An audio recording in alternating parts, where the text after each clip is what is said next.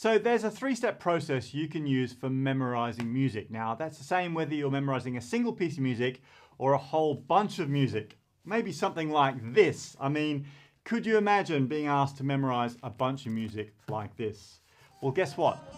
This is actually a book of music that I was given when I started working in a band that I played with for years actually. You look at this and you think that's probably impossible, physically impossible to memorize all of that stuff. And without a system, it probably would be. But today we're going to talk about the three-step system that I use to start memorizing all these tunes. And this is actually the same system that I talk with our thousands of members inside Saxophone Pro about memorizing as well. So I'm sure it'll help you. So whatever stage you're up to today, whether you are just learning a single song or whether like me you had to memorize a whole bunch of music, I think you'll really find this useful.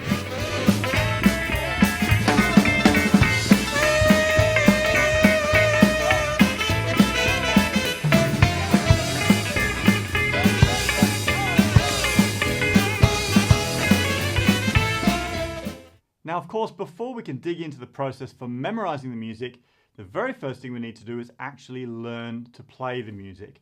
Now, that seems really obvious, but I just want to make that point. You do need to go through and actually learn to play this music first of all.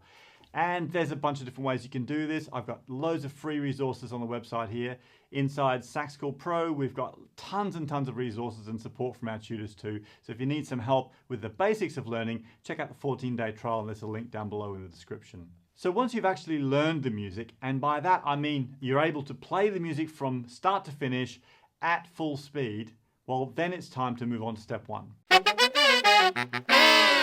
So for step one, we need to start the memorizing process gradually. We should start with one piece of music, and it's really important that we do this in little steps and we concentrate on accuracy.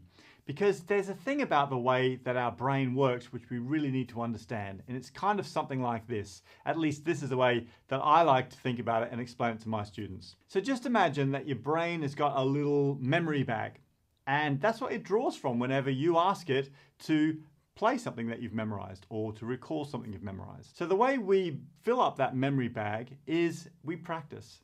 And let's say that you're working toward a performance on Saturday and you're going to spend the whole week practicing. Now every time you play through your piece of music that you're going to perform on Saturday, you stick a little green ball, or your brain sticks a little green ball into that memory bag. It's a green for good. You've played it through correctly, green ball goes in the bag. So you're having a really great week of practice, you're practicing really, really hard, and let's say you've put in 60 green balls by the end of the week, but you had a couple of hiccups in there, so there's 4 red balls because every time you played it incorrectly and made a mistake, your brain pops a little red ball into that memory bag. So now you've got a big memory bag that's got 60 green balls and 4 red balls in there, all mixed up. It comes to Saturday, it's the time for the gig, you're up there on stage in front of the microphone, and it's time to play your piece of music. So your brain reaches into its memory bag, rummages around inside there and pulls out a ball. There's 60 green balls and 4 red balls. It's most likely that it's going to get a green ball, right? Of course it is. Statistically, there's way more green balls than red balls. So you pull out a green ball, you do a brilliant performance, you go home happy, you get paid, your girlfriend still talks to you, life is good. Maybe you meet that dream person at the gig that leads to a recording contract. All right, I'm getting a bit carried away, but you get the idea. Now let's look at it from the other angle. So imagine you're having a bit of a rubbish week and you're distracted, you're practicing while you're watching the telly, you play lots of wrong notes, and consistently throughout the week, instead of 60 green balls, you're putting 60 red balls into your brain memory bag and maybe only 4 green balls because there are only 4 times when you actually played it through 100% correct. You don't have to tell me if you've ever found yourself in that situation. So you get up onto stage on Saturday night. Understandably, you're kind of nervous. There's a bead of sweat running down your brow and you're a bit panicked because all week you've actually only played this 4 times correctly. So your brain rummages around in that memory bag. You're just hoping, please a green ball, please a green ball. And guess what? It pulls out a red ball because there's 60 red balls and only 4 green balls in there. Oh no, the whole thing goes to pot. It's a mess. But what can you expect? Statistically, you've put too many red balls in your bag. Do you get the idea? And this is why it's so important that when we're practicing, we are super consistent and we focus on accuracy all the time. Okay, let's get back to step one. So step one is to go through our piece of music in little chunks. And I suggest even a single bar or a single phrase at a time. All of us could memorize a single bar. If I told you a sentence, you'd be able to recite that back to me. And it's the same with music. So what you should do in step one is look at the first phrase of the piece of music and play it through with the music, turn your music over, and then try playing it back without the music. Can you get it right? Awesome. Then move on to the second phrase. Can you do the first and the second phrase with the music and then without the music? Then you move on to 3 phrases and so on. And if you go through in this process, eventually you'll be able to play through the whole piece of music without the music. Now there'll be some of you here that'll be saying, this is just too difficult, Nigel. I struggle to just get 2 phrases by memory. Well, look, I'll just encourage you to be really systematic about this and go slow. And set yourself a small, achievable goal. So perhaps it's just to do 1 phrase this week. Memorize that 1 phrase. Next week, add another phrase. If you work consistently at it like that, I guarantee you'll smash those goals and you'll be able to do this much faster than you anticipate. So you just got to be consistent at work at it. So I'm going to give you a little pro tip here, and this will really help you with steps 2 and 3 in this process. So bear with me here. So when I'm thinking about memorizing a piece of music, I always think about the key and how the very first phrase, the first note and the first phrase fit with that key. Now this is great because it really helps you to get a mental picture of how that first phrase feels under your fingers and relates to the key. And as you get further along in your musical journey, it'll also help you to move away from key signatures and learning tunes in only 1 key entirely, but that's a story for another day. Let me get my sax and I'll show you what I mean. Yeah, this is a good one to use. This is a song called Hey There. So, by the way, this band was a band called Dominic Halpin and the Honeybees. It's a band, they're actually still going, and I played with them for years and years and years. A very highly arranged band, and all of these charts are chord charts with horn lines in them because everything was really worked out in that band. So this piece of music for the tenor saxophone is in the key of F. And it has a descending line at the start that starts on the F and it goes like this. 1, 2, and oh.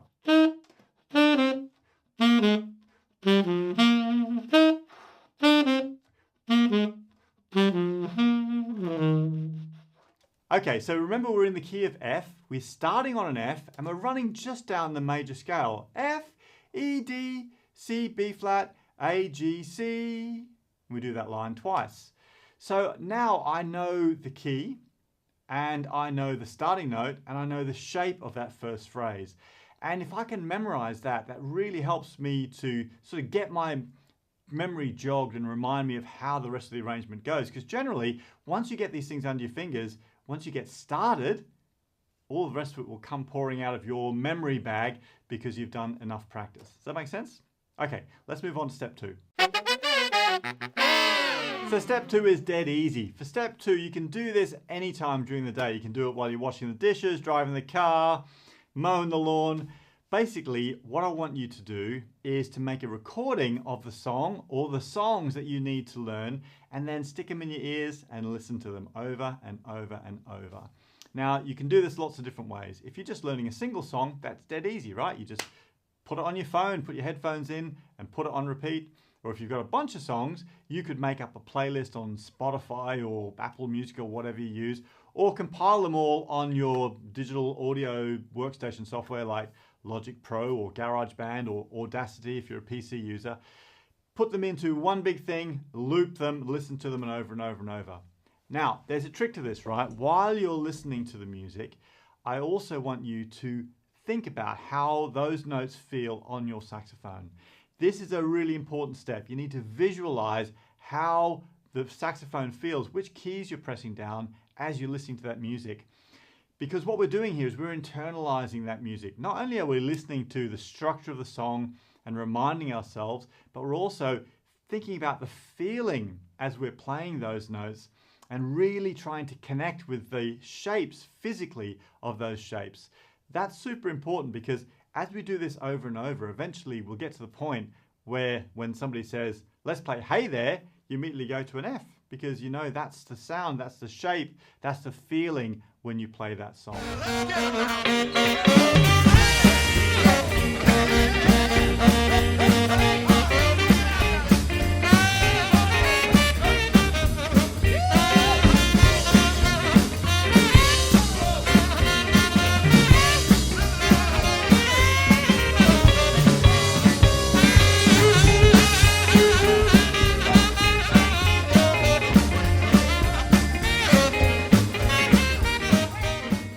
Before we go on to step 3, I just wanted to say that, you know, this process of memorizing is really difficult at the start. And I can remember really struggling with this, particularly when I started playing in jazz groups and in function bands or in performing bands like this band that this book of music is from. It was very difficult for me to know how I could get my head around it and how I could even keep all that stuff in my head. And at the start, I had to play with music. And you know, the real shame about that is I found myself focusing on the music in front of me with my eyes instead of focusing on the music with my ears and with my feeling and my expression. And that means that you don't really connect with the audience in the same way. However, once you get over that hurdle, right, and you start memorizing, it really opens up a whole load to you in terms of the way that you can connect with your audience and feel more comfortable on stage and become a better performer.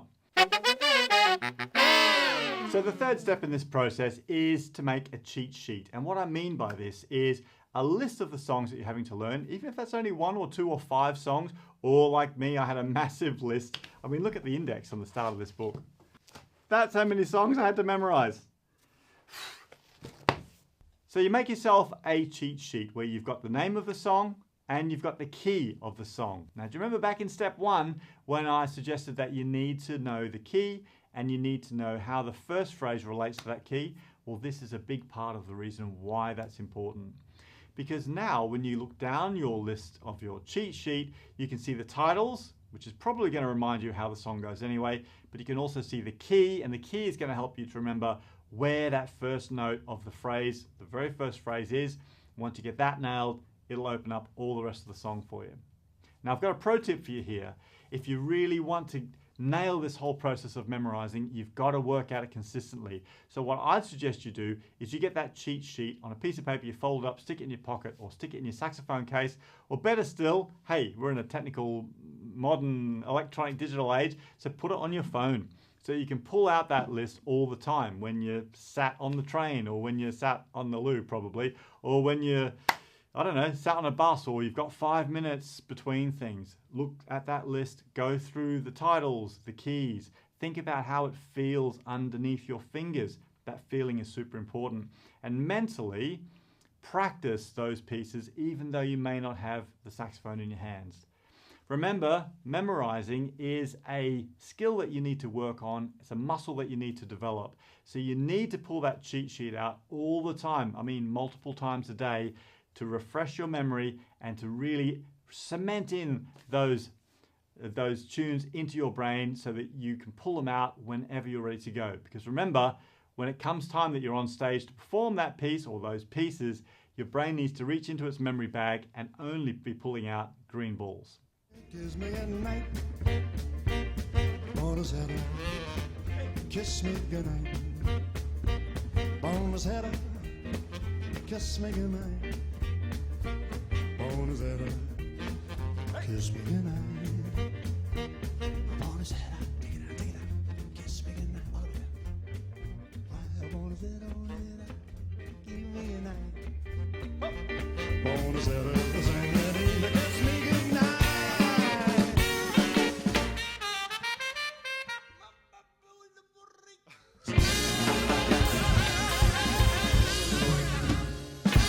So let me know in a comment if this is useful to you, or if you've tried something similar to this. I'd love to get some feedback from you because it really helps me to make better videos. And then when you're ready, here's another video that you can go check out next with some more skills to help you.